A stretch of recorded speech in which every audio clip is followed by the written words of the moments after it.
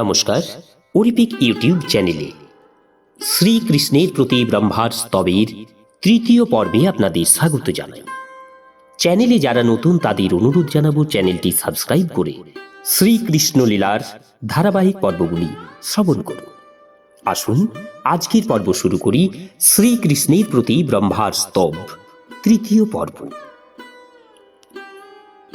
শ্রীকৃষ্ণই যে আদি নারায়ণ তা প্রমাণ করতে গিয়ে ব্রহ্মা বললেন যে এই বিশাল ব্রহ্মাণ্ড গর্ভোদক সমুদ্রে বিশ্রাম করছে। তিনি বললেন, এই বিশাল ব্রহ্মাণ্ডরূপী যে শরীর তা আপনার শক্তিরই একটি প্রকাশ।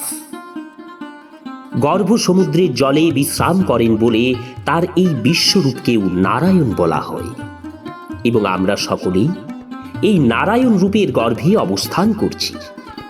আপনার বিভিন্ন নারায়ণ রূপ আমি সর্বদাই দর্শন করছি। আমি জলে আপনাকে দর্শন করছি, আমি আমার হৃদয়ে আপনাকে অনুভব করছি। আমি এখন আমার সামনে দণ্ডায়মান আপনাকে দেখতে পাচ্ছি। আপনি হচ্ছেন আদি নারায়ণ। হে ভগবান, এই অবতরণে আপনি প্রমাণ করেছেন যে আপনি হচ্ছেন মায়ার অধীশ্বর। আপনি যদিও এই জগতে রয়েছেন, তথাপি সমস্ত সৃষ্টি আপনার মধ্যে বিরাজ করছে। আপনি যখন মা যশোদাকে আপনার মুখের মধ্যে সমস্ত বিশ্ব ব্রহ্মাণ্ড দর্শন করিয়েছিলেন, তখন আপনি প্রমাণ করেছেন যে আপনার যোগ মায়ার অচিন্ত শক্তির প্রভাবে এই ধরনের অসম্ভব কার্যকলাপ সাধিত হয়। হে প্রিয় ভগবান শ্রীকৃষ্ণ, যে জড় সৃষ্টি আমরা দর্শন করছি তা সবই আপনার শরীরের মধ্যে বর্তমান। তবু আমি আপনাকে বাইরে দর্শন করছি, আপনিও আমাকে বাইরে দর্শন করছেন।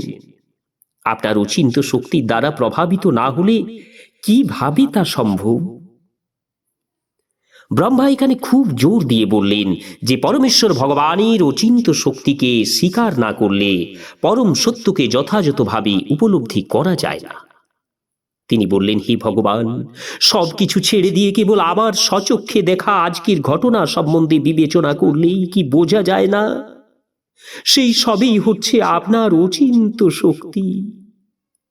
প্রথমে আমি আপনাকে একাকী দর্শন করলাম, তারপর আপনি আপনার গোপ সখা রূপে, গোবৎস রূপে এবং বৃন্দাবনের সমস্ত উপকরণ রূপে নিজেকে প্রকাশিত করলেন। তারপরে আমি আপনার গোপ সখাদের চতুর্ভুজ বিষ্ণুমূর্তি রূপে দর্শন করলাম এবং দেখলাম যে স্বর্গের দেবদেবীরা এবং প্রকৃতির সব কোটি উপাদান মূর্ত হয়ে আপনার পূজা করছে। এমনকি আমিও আপনাকে আপনার পূজা করতে দেখলাম। তারপরে তারা আবার গোপ বালকীর রূপ পরিগ্রহ করলেন, কিন্তু আপনি আগের মতো একই রয়ে গেলেন।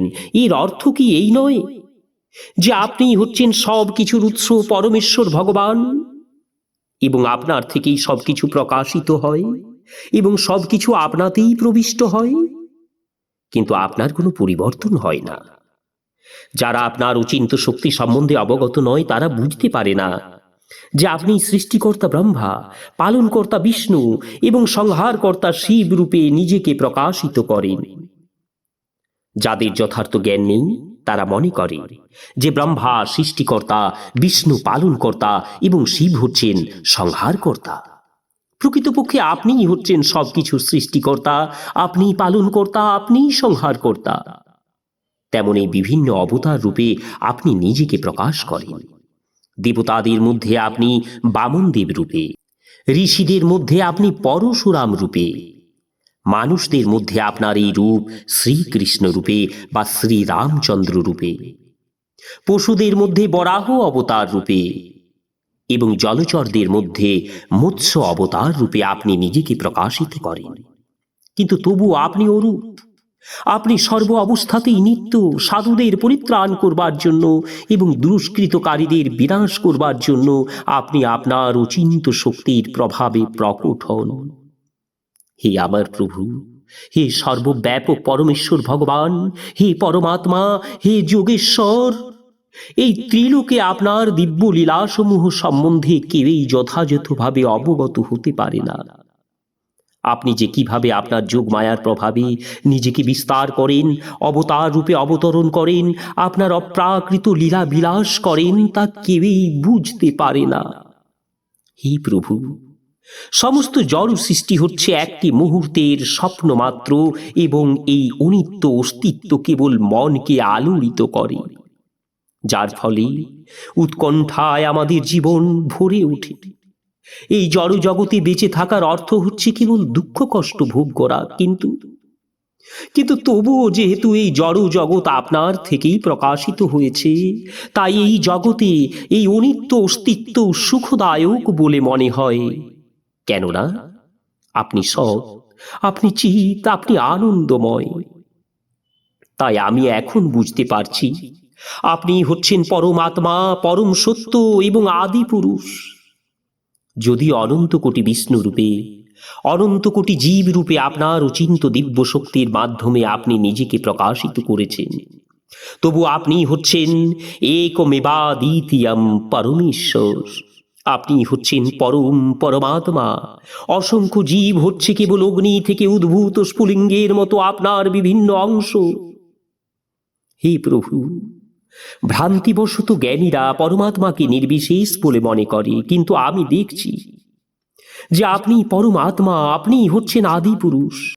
অল্প জ্ঞান সম্পন্ন মানুষেরা মনে করতে পারে যে আপনি নন্দ মহারাজের পুত্র, তাই আপনি আদি মানুষের মতো জন্মগ্রহণ করেছেন।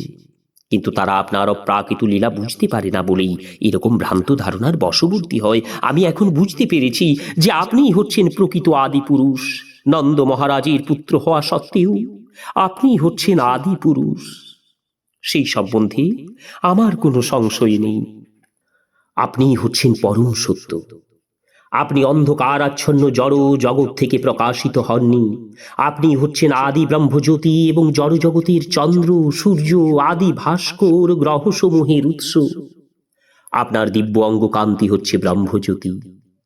অনেক বিষ্ণু অবতার আছেন এবং আপনার বিভিন্ন গুণাবলীর অবতার রয়েছে, কিন্তু এই সমস্ত অবতারেরা আপনার সমপর্যায়ভুক্ত নয়। আপনি হচ্ছেন আদি প্রদীপ।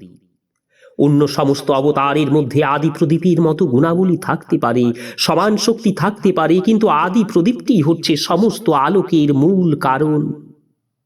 যেহেতু আপনি এই জড়া প্রকৃতিজাত নন, তাই এই জড়া সৃষ্টির প্রলয়ের পরেও আপনি থাকেন। যেহেতু আপনি হচ্ছেন আদি পুরুষ, তাই বৈদিক উপনিষদ, গোপাল তাপনী এবং সংহিতায় আপনাকে গোবিন্দ আদি পুরুষম বলে বর্ণনা করা হয়েছে। আপনি হচ্ছেন আদি পুরুষ, সর্বকারণের পরম কারণ। ভগবদ গীতাতেও বর্ণনা করা হয়েছে আপনি হচ্ছেন ব্রহ্মজ্যোতির উৎস। কারোরই মনে করা উচিত নয় যে আপনার দেহ একটা সাধারণ জড়দেহের মতো। আপনার দেহ অক্ষয়, অবিনশ্বর, জ্ঞানময় এবং আনন্দময়। যশোদানন্দন রূপে বা গোপীনাথ রূপে আপনার সমস্ত লীলাবিলাস কখনোই জড়গুণের দ্বারা কলুষিত হয় না, তাই আপনার নাম নিরঞ্জন। যদিও আপনি নিজেকে এই সমস্ত গোপসখা এবং গোবৎসরূপে প্রকাশ করেছেন, তবুও আপনার অপ্রাকৃত শক্তি হ্রাস পায়নি। আপনি সর্বদাই পূর্ণ। বৈদিক শাস্ত্রে বর্ণনা করা হয়েছে, পূর্ণ পরম তত্ত্ব থেকে পূর্ণকে নিয়ে নিলেও তা পূর্ণ পরম তত্ত্বই থাকে। সেই পূর্ণ এক এবং অদ্বিতীয়। যেহেতু আপনার সমস্ত লীলাসমূহ অপ্রাকৃত, তাই জড় জগতের গুণের দ্বারা তাদের কলুষিত হওয়ার কোনো সম্ভাবনা নেই। আপনি যখন আপনার পিতা মাতা নন্দ মহারাজ এবং যশোদা মহারানীর আনুগত্য স্বীকার করেন, তার ফলে আপনার ঐশ্বর্যের কোনো হানি হয় না। এটা কেবল আপনার ভক্তির প্রতি আপনার প্রেম ও পূর্ণ ব্যবহারের নিদর্শন। আপনার সমান, আপনার থেকে মহৎ আর কিছুই নেই। অল্প জ্ঞান সম্পন্ন মানুষ মনে করে আপনার লীলাসমূহ এবং আপনি জড় উপাধিযুক্ত। গোপাল তাপনীতে প্রতিপন্ন হয়েছে যে আপনি অজ্ঞান এবং জ্ঞান এই দুয়েরই অতীত। আপনি হচ্ছেন প্রকৃত অমৃত, আপনি হচ্ছেন প্রকৃত অবিনশ্বর। সেই সত্যির বর্ণনা করে বেদে বলা হয়েছে, অমৃতম শাশ্বতম ব্রহ্মে। ব্রহ্ম হচ্ছেন অনন্ত, সবকিছুর এই আদি উৎস। তার জন্ম অথবা মৃত্যু নেই। উপনিষদে বলা হয়েছে পরম ব্রহ্ম হচ্ছেন সূর্যের মতো জ্যোতির্ময় এবং সব কিছুরই উৎস। যারা সেই আদি পুরুষকে জানতে পারেন তারা এই জড় জগতের বদ্ধ জীবন থেকে মুক্তি লাভ করেন। কেউ যখন ভক্তিযুক্ত সেবার মাধ্যমে আপনার প্রতি অনুরক্ত হয় তখন সে জানতে পারে আপনি কে। তখন সে জানতে পারে যে আপনার জন্ম, আপনার আবির্ভাব, আপনার অন্তর্ধান, আপনার কার্যকলাপ সবই অপ্রাকৃত। আপনার জন্ম, আপনার কর্ম, আপনার কার্যকলাপ দিব্য বলে জানতে পারার মাধ্যমে মানুষ তার দেহত্যাগের পর আপনার ধামে প্রবেশ করতে পারে। তাই বুদ্ধিমান মানুষ এই ভবসমুদ্র পার হওয়ার জন্য আপনার শ্রীপাদপদ্মের শরণ নেয় এবং অনায়াসে অপ্রাকৃত জগতে প্রবেশ করে।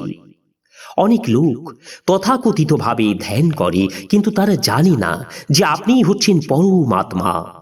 পরমাত্মা রূপে আপনি সকলের হৃদয়ে বিরাজ করেন। তাই আপনাকে বাদ দিয়ে অন্য কিছুর ধ্যান করাতে কোনো প্রয়োজনীয়তা নেই। কেউ যখন সর্বক্ষণ আপনার এই কৃষ্ণরূপের ধ্যানে মগ্ন থাকেন তখন অনায়াসে তিনি এই ভব সমুদ্র পার হয়ে যান। কিন্তু তারা জানে না যে আপনি হচ্ছেন পরমাত্মা। তারা তাদের তথাকথিত যৌগিক প্রচেষ্টা সত্ত্বেও এই জড় জগতের বন্ধনে আবদ্ধ থেকে যায়। আপনার ভক্ত সঙ্গীর প্রভাবে যদি কোনো মানুষ জানতে পারে আপনি হচ্ছেন আদি পরমাত্মা, তাহলে তার পক্ষে ভব সমুদ্র পার হওয়া সম্ভব হয়।